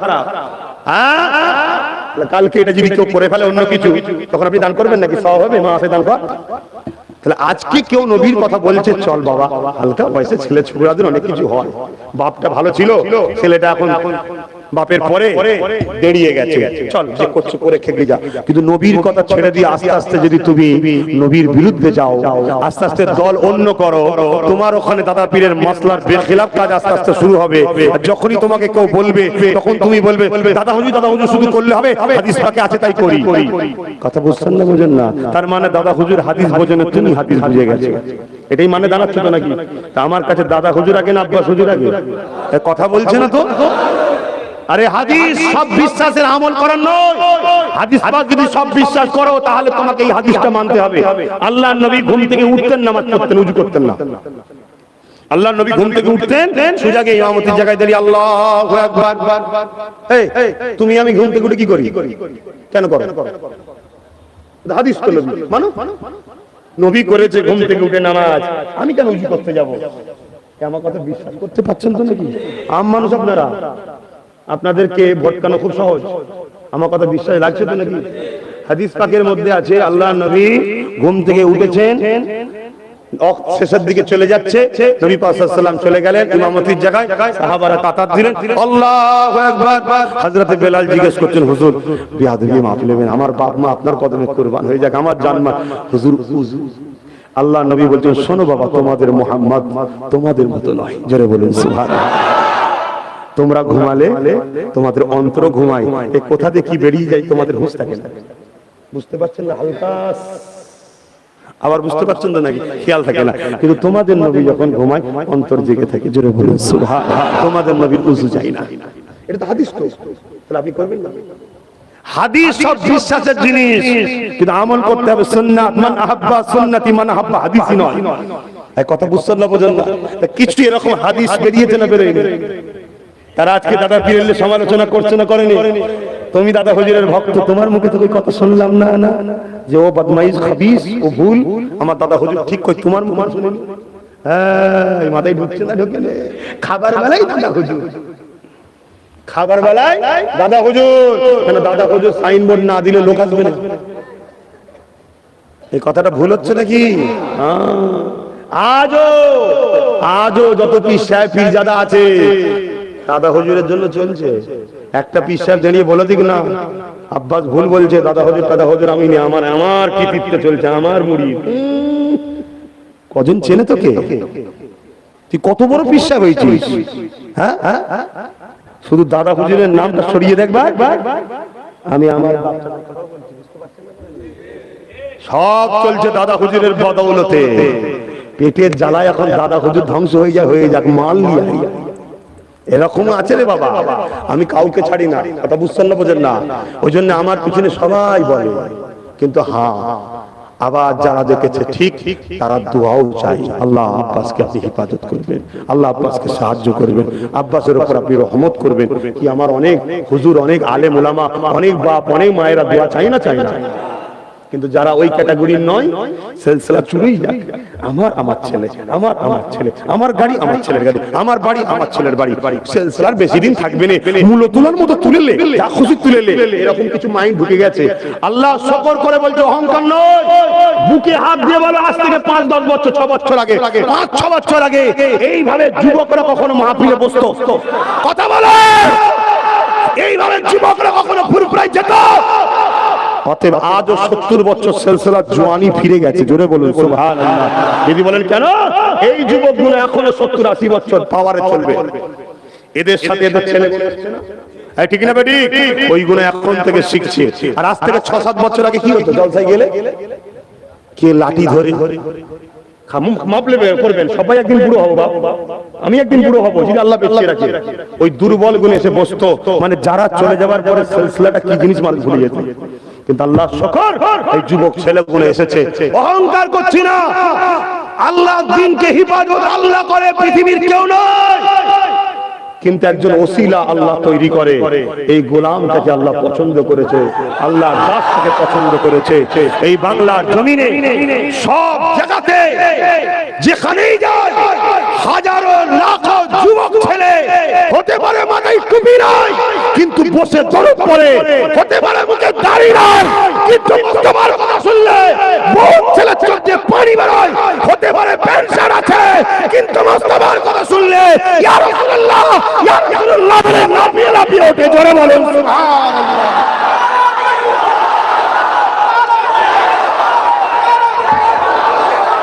ভাইয়ের আমার, যারা আমার দাদা পীরের সিলসিলাকে মিটাতে চায় তারা এই যুবকদের জনস্রোতটাকে পছন্দ করছে না, ভয় খেচ্ছে যে এত কষ্ট করলাম, এত দিন ধরে চেষ্টা করলাম, যার গুটি কত বুড়ো আছে মরে গেলেই মিটে যাবে, মরে গেলেই মিটে যাবে। অনেকে বলতো না বেজে হুজুর শেষে গেলে ফুটফুরা শেষ, আবার অনেকে বলতো না সাইফুদ্দিন হুজুর শেষে গেলে ফুটফুরা শেষ, অনেকে বলতো না কালিমুল্লাহ হুজুর চলে গেলেই ফুটফুরা শেষ। ওরে বাবা, একটার পর একটা তৈরি হয়ে যাচ্ছে, তৈরি হয়ে যাচ্ছে, তৈরি হয়ে যাচ্ছে। আল্লাহু আকবার, ইয়া রাসূলুল্লাহ। বাপ আমার বুঝার চেষ্টা করেন, ইয়া রাসূলুল্লাহ বললে বা সমস্যা নেই তো। ইয়া আবার কিছু লোকের ব্যারাম ঢুকেছে, ইয়া রাসূলুল্লাহ বলে নাকি সেরে হয়, তাও আস্তাগফিরুল্লাহ। এই জন্য বলুন বই পড়েন ভাই। মুফতি আজম মেজর হুজুর পীর কেবলা ইজাজতে একটা বই লিখেছে তাহকিকুল মাসাইল, কি নাম? বুখারী মুসলিম আবু দাউদ সিয়াসত তার হাদিসের কোট করেছে, হাদিস নকল করে তুলেছে, হাদিসের জায়গা দিয়েছে। বইটা আরবি টু বাংলায় লেখা, আপনাদের পড়তে সুবিধা হবে। মেজর হুজুরের উপরে বিশ্বাস আছে তো নাকি? মেজর হুজুর পীর কেবলা বইয়ের মধ্যে লিখেছে, তাতে একটা হাদিস তুলেছে, এক সাহাবীর বিমার অসুস্থ, আর একজন সাহাবী তিনাকে বলছে আপনি সবথেকে যাকে বেশি ভালোবাসেন। শোনো যুবক, এই ছেলে তুমি যে বলছিলে না, শোনো দলিল শোনো, এগুলো মজবুত, তোমাদের আকীদা ঠিক করো, কথা বুঝে আসছে তো? ওই সময় এক সাহাবী আরেক সাহাবীকে বলছেন যে আপনি সবথেকে বেশি যাকে ভালোবাসেন তাকে আপনি মন প্রাণ খুলে ডাকুন। ওই সাহাবী বসেছিলেন, ওই সাহাবী বসেছিলেন, উঠে দাঁড়িয়ে পড়লেন, দাঁড়িয়ে গিয়ে কি বলেছিল, ইয়া রাসূলুল্লাহ, এইভাবে তিনবার উচ্চ আওয়াজে ডাক দিলেন, সঙ্গে সঙ্গে বেমার ভালো হয়ে গেল। জোরে বলুন সুবহানাল্লাহ, আরো জোরে বলুন আল্লাহ। তাহলে আজ এই ইয়া রাসূলুল্লাহ বললে অনেক মতো শিরক হয়ে যাবে। এই কি কথা, এই কি কথা? আপনি কি বলছেন নাকি এটা না বললে ফরজ তর? আমরা তো তা বলে ভালোবাসাই বলি, ঠিক না বেটি? আপনি ফতোয়া দিচ্ছেন কেন? আপনার ভালো লাগে না, আপনি মানতে হবে না। কিয়ামতের জাহান্নামে কি জান্নাতে যাবে সেটা আপনার ব্যাপার, আমাদের ভালো লাগে আমরা মানি, ঠিক না বেটি? আমরা তো কোনো নেতার নাম ধরে জনগণ কি বলে জব করছি না, আমরা দোনো জাহানের সুলতান যাকে না করলে আল্লাহ কিছুই করতো না তার কথা বলছি। সময় দিয়ে খেয়াল করে আর বলতে পারছি না, তবে দাদা যদি একটা কথা বলবো, শুনবেন শুনবেন শুনবেন। এ যুবকেরা, তরুণেরা, বাবেরা, আমার মুজাহিদুল জামান নবী নবী নবী নবী করে কাঁদে, আমার মুজাহিদুল জামান নবী নবী নবী নবী করে কাঁদে। দরুদ শরীফ পড়তে লাগে, রাত আছে দিন যায়, দিন আছে রাত যায়, আল্লাহ নবী দিদারে আঁখোঁ কাঁদে রয়েছে, আল্লাহ নবীকে দেখার জন্য বড় তামান্না করতে লেগেছে। এমন সময়ে একদিন তাহাজ্জুদের নামাজ পড়ে আর চোখ খুলে রাখতে পারছে না, একটু তন্ত্রে এসে গেছে, বিছানায় পিঠটা দিয়েছে, হেলান দিয়ে পিঠটা দিয়েছে দিয়ালে, হেলানটা দিয়ে পিঠটা দিয়েছে দিয়ালে, সঙ্গে সঙ্গে চোখটা দিয়ে মুজে গেছে, খবের মধ্যে দোনো জাহানের সুলতানের দিদার হচ্ছে। আল্লাহ নবী বলেছিলেন, হে আবু বকর, তুমি আমাকে এত ভালোবাসো, পিয়ার করো, আমার দরবারে কেন আসো না? ইয়া রাসূলুল্লাহ, হাবিবাল্লাহ, যাবার মতো আমার অর্থ নাই, যাবার মতো আমার সামর্থ্য নাই, এটা ইলমে মারিফাতের কথা বুঝতে গেলে সময় লাগবে। এ যুবকেরা, আল্লাহ নবী বলেছিলেন, আবু বকর নিয়ত করো, আমি নবী দোয়া করছি। পরের দিন সকাল হলো, সাহাবা মন্ডলে খলিফারা এসেছে, ওখানে অনেক খলিফারা বসে আছে, বসিরহাট আল্লামা রুহুল আমিন সাহেব রয়েছে, কাইয়ুমুজ্জামান বড় হুজুর রয়েছে, অনেক খলিফারা রয়েছে। এমন করে দাদা হুজুর বলতে লেগেছে, বাবারা, আল্লাহর কাবা নবীর রওজায় হাজিরির জন্য নিয়ত করে নিলাম। দাদা হুজুরকে নিয়ত করার জন্য হুকুম কে দিল? দাদা হুজুর এই কথা শুনে সাথে অনেকজন ছিলেন, তারাও বললেন, হুজুর আমরাও নিয়ত করতে আপনার সাথে যাবো। বলুন সুবহানাল্লাহ। হজ করতে চলে গেলেন। আল্লাহ নবী বলেছেন আগে কাবা, তারপর মদিনা, খবরের মধ্যে আগে মক্কায় যাবে, ঘুরে তাওয়াফ করে আমার দরবারে আসবে। দাদা হুজুর জেদ্দায় নামলেন, তখন পানির জাহাজ ছিল। বাবা এগুলো খেও না, আমার সোনার ভাই, খেও না। যদিও মন যায় মাঝে মাঝে একটা দুটো পান খাবে, ক্ষতিটা একটু কম হবে, এই গুটকা গুলো খেও না, তো প্রচুর ক্ষতি। সবচেয়ে বড় কথা হচ্ছে তোমার সংসার জীবনটাই কানতে হবে, বেশি আর খুলে বলছি না। তোমার সাথে একজন জীবন সাথী আছে তো নাকি, সে কিন্তু কষ্ট পাবে। এক তো মুখের দুর্গন্ধ, আরো কিছু ক্ষতি হচ্ছে, বেশি খুলে বলতে পারছি না, তোমরা বোঝার চেষ্টা করো। ভাইরা আমার রাসূল পাক সাল্লাল্লাহু, আমি সবটা দেখি। কেন দেখি ভাই? আপনারা তোমার ভাই হয়, এই এক মায়ের পেটে আসেনি তো কি হয়েছে? অন্তরের ভাই, ইমানের ভাই, কালেমার ভাই, আমার দাদা পীরের মুরিদ ভাই, পীর ভাই আমরা। এই জন্য আমি সবটা দেখলেই বলি, ভাই তোমার এটা অন্যায়, তোমার এটা ভুল, আমি বলি। এই বলাটা আপনারা কষ্ট নেন নাকি? ভালোবাসি বলেই বলি। তো ভাই আমার দাদা হুজুর রাহমাতুল্লাহ আলাইহি ওই সময় জেদ্দায় নামলেন, পানি জাহাজ। শোনো শোনো শোনো শোনো শোনো যুবক, বোম্বাই যাবার পরে দেখছে বাঙালি হাজিদের ঘরে কি অত্যাচার করছে, মাল চুরি করে নিচ্ছে, ছিনতাই করে নিচ্ছে, অত্যাচার করছে। কলিকাতায় যে হজ হাউস দেখছো না, ওটা কারো দাদা তৈরি করেনি, আমার মুজাদ্দিদ জামান করেছে। ধরে বলুন সুবহানাল্লাহ। শোনো তুমি ইতিহাস। ওখান থেকে ঘুরে এসে দাদা হুজুর হ্যাঁ বড় লাটকে ধরলেন, ব্রিটিশ গভর্নমেন্ট, বাংলার হাজিরা ওখানে যায় বড় কষ্ট হয়, কলকাতায় হজ হাউস করতে হবে। হ্যাঁ, ওনার চাপে পড়ে হজ হাউস করলো। জোরে বলবেন না সুবহানাল্লাহ।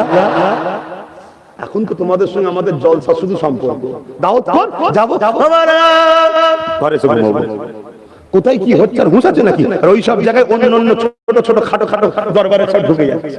আর সরকারও চাইছে বড়টাকে ফেলতে পারলে ছোট গুলোকে মুছে এলে কোনো ব্যাপার নয়, ফুরফুরাকে সরকারও মেটাতে চাইছে। কথা বুঝে আসছে না? তাই ফুরফুরাকে গুরুত্ব দেয় না। কেন? ফুরফুরা পীর সাহেবদের ওসিলায় যখন হয়েছে, ফুরফুরার কোনো হযরত একজন থাকা দরকার তো নাকি? আরে আমার বাড়ি আব্বাসকে রাখতে বলছেন, আব্বাসের শখ না, আব্বাস মোস্তফা জানে রহমতের দরবারের কুকুর হয়ে গেছে, ওইখানেই থাকবে উনি, অন্য জায়গায় যেতে চাই না। কিন্তু আমার বাড়িতে আরো উপযুক্ত ছেলে আছে না, নাই? তাদের কাউকে দায়িত্ব দিক না, তাহলে মহিলারা হয়ে যাবে। পীর সাহেবের কিছু হলে, হ্যালো হুজুর আমার এই সমস্যা হয়েছে, হজ হাউসের সিলি কমিটির একটা বড় দায়িত্ব থাকবে, কিন্তু সমাধান করতে পারে, দেবে না। আর আমাদেরও চিন্তা ভাবনা নিয়ে আল্লাহ কারে জলসা তো হচ্ছে, আল্লাহ কারে খাওয়া দাওয়া তো ভালোই হচ্ছে। এই কথা শুনছেন না শোনেন না ভাই? শোনেন। তো ওই সময় দাদা হুজুর রহমাতুল্লাহ আলাইহি উনি কি করলেন, ওখান থেকে সেটা আন্দোলন করে এটা তৈরি করলেন। আল্লাহ আল্লাহু আকবার বলেন। আমার মুর্শিদ কিবলার ওসিলায় আল্লাহ করালেন। তো হুজুর কিবলা জেদ্দায় পৌঁছালেন। জেদ্দা থেকে খালি পায়ে শুনছেন কোন কোরআন শরীফের কোন আয়াতে আছে, হাদিস পাকের কোন হাদিসে আছে যে নবীর দরবারে খালি পায়ে ঘুরতে হয়? এটা প্রেম, যার যত প্রেম। আমি বাস থেকে নেমেছি, দাদা হুজুরের কথা মনে পড়েছে যে আমার পীর তো জেদ্দা থেকে খালি পায়ে ঘুরেছিল। আমি নাই অতটা পাহাড় টাহাড় খালি পায়ে ঘুরতে পারিনি। কমসে কম বাস থেকে নেমেছি হুজুরের রওজার কাছে, ওই এলাকায় হোটেলে যাবো, এখানটা জুতোটা খালি পায়ে পাটা শুধু দিয়েছি। আল্লাহু আকবার, আল্লাহকে সাক্ষী রেখে বলছি ও কষ্ট কি জিনিস আমার লাইফে ওই রকম কোনোদিন পাইনি। মাথা তালুতে যেন কেউ ডিসলাইডার পেট্রোল আগুন ধরে দিল, সঙ্গে এক মুহূর্তে গরম লাভ করে ওইটুকুর মধ্যে দিন ফুসকা। শুনছেন না শোনেন না? তারপরও আল্লাহ যা করিতে সেটা করার কথা, ও নিজেদের কথা নিজের কথা বলে লাভ নেই। আমি যেটা বললাম মুর্শিদ কিবলার কথা, প্রেম দেখুন, খালি পায়ে টোটাল মক্কা মদিনায় ঘুরেছে। আর পীরের পায়ে জুতো না থাকলে সাথী গুনার জুতো দিতে পারবে? আমাদের মতো সাথী নাই তো। এখন যেসব সাথী, এরম সাথী নয় তোরে বাবা, সাথীগুলো তো তাগড়া তাগড়া বড় হুজুর ছিলেন, ওসিডারে আল্লামা হুজুর ছিলেন, সাথীও তাগড়া তাগড়া সাথী, আরো অনেকে ছিলেন। কথা বুঝে আসছে? কাবা শরীফ তওয়াফ করলেন, সাফা মারওয়া সাই করলেন, মিলা মুজদালিফা আরাফাতের কাজ কোন সমাধান করে আল্লাহ নবী রওজা মুবারকে দিয়ে রওনা দিয়েছে। যখনই হুজুরের রওজা মুবারকে মদিনার নববীতে ঢুকতে যাবে, একজন খাদেম এসে ধরলেন, সালাম দিলেন, হুজুর দাঁড়ান, আপনার নাম আবু বকর? হ্যাঁ আমার নাম আবু বকর। খুশ নসিব আপনি, আল্লাহ নবী আমাকে কবে ইজাজত দিয়েছে হুজুরের রওজা মুবারক অর্থাৎ ঘর হুজরা মুবারকের ভেতরে আপনাকে এক রাত থাকার পারমিশন হয়েছে।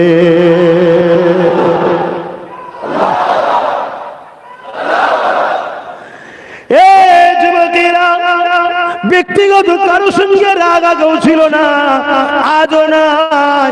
হঠাৎ করে আব্বাস সিদ্দিকী কেন বলে বুঝতে হবে, যখন তুমি আমার দাদা পীরের সিলসিলার মুরিদের কাঁধে বন্দুক রেখে তোমার স্বীকার করছো করো, কিন্তু মুরিদকেই যখন স্বীকার করতে চাইবে তখন কিন্তু আজ চুপ থাকা যাবে না। তাই বলি লড়াই যখন করতে এসেছো, এতই যখন প্রেস্টিজে লেগেছে, একটুখানি সমাজকে জানাও আমার পদ্মাদো এমন ছিল, আমি জানালাম তোমাদের পদ্মাদো কেমন ছিল, জীবনী গুণ একটু ওয়াজ করে শোনা। যদি বলো কোরআনে না ফিরে পদ্মাদোর কথা বলবো কেন, অবশ্যই ঠিকই কথা বলবে কি করে। পদ্মাদো যদি আল্লাহর ওলি হয় বলা যাবে, কেন কোরআন ওলিদের কথা ঘোষণা করেছে। বলো না শুনিয়ে, আমার জানা নেই। তুমি উঠে বলবে জানো গা আমার পদ্মাদো আকাশে উঠতো, আমি শুনবো। বলো না। যখন কিছু পারবে না, আঙ্গুর ফল টক, জানেন না? ঘাটাওনি আমায় ঘাটাওনি। কেন? এ দেশ কারো বাপের নয়, আব্বাসেরও বাপের নয়, তোমাদের বাপের নাকি না, কিন্তু হ্যাঁ এ দেশ আমাদের সবার, ঠিক না বেটি? তবে হ্যাঁ একদিক দিয়ে আবার বাবা আদম আলাইহিস সালামের জন্য সুবহানাল্লাহ, সেটাও তো আমাদের সবার, হিন্দু মুসলিম জৈন খ্রিস্টান সবাই তো বাপ আদম মা হওয়া ছিল। কি আমরা এক বাপ মা সন্তান তো নাকি গো? পৃথিবীতে একজন বাপ একজন মা প্রথম এসেছিলেন, তাদের মিলনে পৃথিবীতে সমস্ত মানুষ এসেছে। তাহলে কেউ নিজের বাপের বলতে পারবে না, ঠিক না বেটি? তাহলে এদেশে তুমি মনে করছো আজ আমি রুখে দিলাম, কাল রুখে দিলাম, সব দিন সময় থাকে না, সব দিন সমান থাকে না, সব অফিসার সমানও নয়, সবার মেন্টালিটি চিন্তাও সমান নয়, ঠিক না বেটি গো? এ যুবকেরা, অহংকার নয়, আল্লাহ নিয়ামতকে প্রকাশ করতে আল্লাহ নিজেই বলেছে। একটা ইতিহাস বলি, শুনে রেখে দাও। হযরতে ফারুক আযম যখন খলিফা ছিলেন, আমিরুল মুমিনিন ছিলেন, ওই সময় একজন লোক ওমর ফারুকের দরবারে এসেছে। কাঁধে একটা ছোট্ট বাচ্চা রয়েছে, ধুলোবালি মাখা, জামাগুলো সব ছিঁড়া করা। ওই মানুষটার গায়ে ধুলোবালি, বাচ্চার গাটা খালি ছিল ধুলোবালি, কিন্তু মানুষটা জামা করা ছিঁড়া ছিল। এইভাবে উস্কো খুস্কো চুল্লে খালি পায়ে, খাওয়া নেই, জীর্ণ শীর্ণ মানুষটা ওই বাচ্চাটাকে কাঁধে নিয়ে আমিরুল মুমিনিনের দরবারে এসেছে। হযরত ওমর ফারুক বলেছিল, তোমার নাই অভাব হয়েছে, ভিক্ষা চাইতে এসেছো, তুমি একা আসতে পারতে, বাচ্চাটাকে কেন নিয়ে এসছো, তো শিখবে। ওই মানুষটা বলেছিল, হুজুর বিয়া তুমি নেবেন না, আমি কোনো ভিখারি নয়, আমি একজন নামকরা বিজনেসম্যান, তামাম ওয়ার্ল্ডে আমার বিজনেস চলে। তাহলে এই দৃশ্য কেন হুজুর? আল্লাহর হুকুমে আপনার কাছে এসেছি, কুরবান যাক আল্লাহ। আল্লাহ আব্বাস সের বাপ মা জান মাল সব তোমার হাবিবের কদমে কুরবান যাক, তোমার কুদরতি কদমে কুরবান যাক। আল্লাহ আব্বাসের গাড়ি ঘোরাচ্ছে, কে ঘোরাচ্ছে গো? হযরত ওমর ফারুক জানতে চেয়েছিল কি হয়েছে বলো। ওই মানুষটা তখন বলেছিলেন, হুজুর আমি যখন বিদেশে সফর করতে যাই, আগেকার সময় পানি জাহাজের সফর হতো, বিজনেস করতে গিয়েছিলাম, আর এই বছর 3 বছর পরে পরে ফিরে আসতো, আবার 7 মাস 8 মাস পরে বেরোতো। আমার স্ত্রী তখন গর্ভবতী ছিল, আমি স্ত্রীকে রেখে দিয়ে যাচ্ছিলাম, যাবার সময় আসমানের দিকে তাকিয়ে বলেছিলাম, মালিক চলে যাচ্ছি বিজনেসে, আমার বাচ্চাকে তোমার হাওয়ালায় রেখে গেলাম। হুজুর আমি ফিরে এসেছি, এলাকার মানুষকে জিজ্ঞাসা করি, আমার ঘরে ধুলো বালি সব জঙ্গল হয়ে গেছে, কেন কি ব্যাপার? তখন এলাকার মানুষ বলেছিল, তোমার স্ত্রী বাচ্চা প্রসবের সময় মারা গেছে, বাচ্চা পেটে থাকতে থাকতেই মারা গেছে, আমি বাচ্চা সমেত তোমার স্ত্রীকে কবর দিয়েছি। হুজুর আমার মনের মধ্যে চিন্তা হতে লাগলো, এটা কি করে হতে পারে? আল্লাহ পাক ওয়াদা করেছে যে যারা আমার কাছে শুপে দিয়ে যায় তাদেরকে আমি হেফাজত করি। ভাই এটা দেখো না ভাই, খুলে গেছে মনে হচ্ছে এখানে। আমার ভাইগুলো শুনছো খুব মন দিয়ে, শুনছো তো নাকি? মনে কষ্ট পেচ্ছ?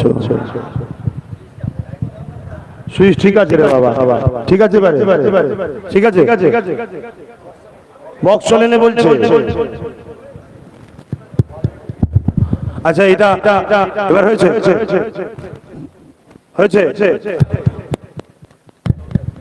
ওইখানে হয়েছে। থাকা চেঞ্জ করতে হবে, তুমি ওটা নিয়ে থাকো, শুনছেন তো নাকি? আমার মনের মধ্যে একটা কথা বারবার ভেসে ওঠে, ওয়াদাল্লাহি হাক্কুন, আল্লাহর ওয়াদা হক, সত্য, কখনো মিথ্যা হতে পারে না। আমার আল্লাহ বলেছেন যে আমার কাছে নিজের মাল সম্পদ ছুপিয়ে দেয়, আমি তার হেফাজতের দায়িত্ব নিজে নিই। তাই আমিও ঘর থেকে যখন বেরোই, দরজায় পা বেরোবার আগে বলি, মালিক আমি তোমার হাওয়ালায় বেরোতেছি। তোমরাও বলবে, আল্লাহ আমি তোমার হাওয়ালায় বেরোচ্ছি। এরপরও তোমার জন্য যেটা ভালো সেটাই করবে আল্লাহ, ঠিক না? ঠিক। এ যুবকেরা, এ নবী পাকের প্রেমিকেরা, আল্লাহ পাকের মাহবুব বান্দা, আল্লাহ নবীর সাহাবী হযরত ওমর ফারুক তখন জানতে লেগেছে, মানুষটা বলতে লেগেছে, আমার মনের মধ্যে হচ্ছে আমার বাচ্চাকে তো আল্লাহর কাছে শুপে রেখে গেছে, বাচ্চা কখনো নষ্ট হতে পারে না, এই কথাই খবর দিলে খোঁজ নিবার পরে একটু তাড়াতাড়ি বলছে, কারণ সময় হয়ে যাচ্ছে, নামাজের ব্যাপার আছে। ওই কবরের দিকে আমি খেয়াল রেখেছি, কবরস্থান জঙ্গল হয়ে থাকে এবং গাছের পাতা পড়ে, দেখবেন লোকজন পাতা কোরাতে যায় কবরে। একদিন একজন মহিলা পাতা কোরাতে গিয়ে ছুট মারছে কবর থেকে। আমি তাকে বললাম, কেন ছুটছো? তখন সে বলছে, একটা কবর থেকে সুড়ঙ্গ দেখলাম, ছোট্ট একটা বাচ্চা বেরিয়ে আসছে, ভয় খেয়ে গেছি। জোরে বলুন সুবহানাল্লাহ, আর জোরে বলবেন না? এর মাথায় লেগে গেছে, ছুটে ছুটে যে কবরটা দেখিয়েছিল যে আমার বিবির কবর, সরিয়ে সরিয়ে দেখছে, হ্যাঁ সুড়ঙ্গ, বাচ্চার মুখে দুধ লেগে আছে। জোরে বলুন সুবহানাল্লাহ। আরে ও হযরত ওমর ফারুক বাচ্চাটাকে যে কোলে নিয়েছি অমনি গায়েবী আওয়াজ এসে গেছে, ওরে আমার বান্দা রে, তুই তোর বিবিকে কিন্তু আমার হাওয়ালায় রেখে যাসনি, তোর বাচ্চাটাকে রেখেছিলিস, তাই বাচ্চা হেফাজতের দায়িত্ব আমি নিয়েছিলাম। তোর বিবি ইন্তেকাল করেছে ঠিকই কথা, কিন্তু তোর বাচ্চাকে আমি আল্লাহ কুদরতি ভাবে কবরের মধ্যেই প্রস্রাব করিয়েছে, ওখানেই তোর দিদির স্তনটাকে আমি নষ্ট করিনি, ঠিক রেখে দিয়েছিলাম, ও থেকে দুধ পান করিয়েছিলাম তোর বাচ্চাকে। আজ সময় হয়েছে তোর কাছে তোর সম্পদ ফিরিয়ে দিলাম, যা উমারের কাছে কি ঘোষণাটা শোনা, আমার উমারকে জানিয়ে দে, বিশ্বকে শুনিয়ে দেবে, আল্লাহর উপরে যে ভরসা করে আল্লাহ তাকে কখনো ফিরিয়ে দেয় না। আল্লাহ আমি জিন্দাবাদ। আমি অনেক ব্যস্ত থাকি, আমার অনেক ভালোবাসার মানুষ তো, অনেককে সময় দিতে পারি না, অনেকে মনে দুঃখ করে পিদিগুলি হয়ে যাচ্ছে যে ভাইজানের কাছে গেলাম, ভাইজান সময় দেয় না, অন্য জায়গায় গেলে বসে রসগোল্লা খাওয়াই, ঠান্ডা খাওয়াই, গায়ে মাথায় হাত বোলায়। আমি খাওয়াইনি ঠিকই কথা, কিন্তু কেউ ইমান লিনি, কথা বুঝছেন না, বোঝেন না? আল্লাহ তো কথা এত খাওয়াচ্ছে, আই খাওয়াইনি বলে রাগ হয়? আমি ব্যস্ত থাকি। আর কার জন্য ব্যস্ত? আমার জন্য। আল্লাহকে সাক্ষী রেখে বলছি, আল্লাহকে সাক্ষী রেখে বলছি, আমি নিজের যত্ন করতে পারি না, নিজের ঠিক মতো টাইমে খেতে পারি না, আল্লাহ রিজিক দিয়েছে, সময় পাই না, তোমাদের জন্য